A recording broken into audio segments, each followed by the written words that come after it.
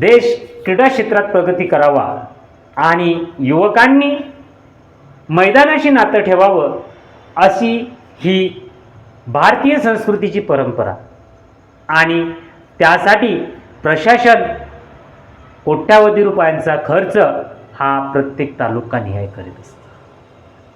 अनेक दिवसापासून प्रलंबित असलेलं क्रीडा संकुल आज अतिक्रमणमुक्त झालं आणि त्या ठिकाणी विकास काम भिंती आवरून जरी झालं असलं तरी आत्ताही त्या ठिकाणी टाकलेला मुरुम आणि असलेलं गवत हे जनावरं चरण्यासाठी मोकळं आहे.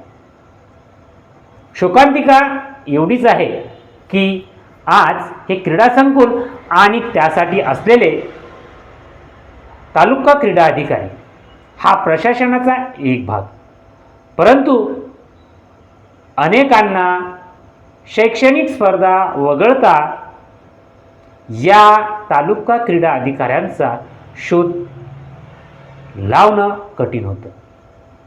आज महाराष्ट्र शासनातील क्रीडा धोरण हे जरी कागदावर अति महत्त्वाचं असलं तरी प्रत्यक्षात त्याची अंमलबजावणी आणि त्यासाठी असलेला ससेमिरा हे एक वेगळं गणित आहे.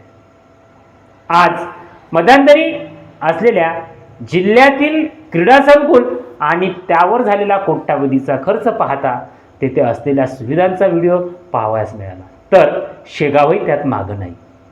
शेगाव क्रीडा संकुलाचं असलेलं हे ग्राउंड आज जरी विकास कामांनी तयार करण्यात आलं असलं तरी त्या आतील कामं ही अजूनही प्रलंबित आहे. अनेक वर्षापासून शेगाव शहराचा इतिहास पाहता येथे राष्ट्रीय स्तरीयचे जे अनेक स्पर्धा स्थानिक आयोजकांनी राबवल्या असल्या तरी क्रीडाप्रेमींना आजही रस्त्याला आणि जे एनी लेआउटचे रिकामे प्लॉट पडलेत अशा ठिकाणी मुलांना स्पर्धा परीक्षेचा सराव करण्यासाठी जाण्याची गरज पडते आणि हक्काचं असलेलं क्रीडा संकुल हे अजूनही जनतेच्या सेवेत कधी येणार हा प्रश्न आहे.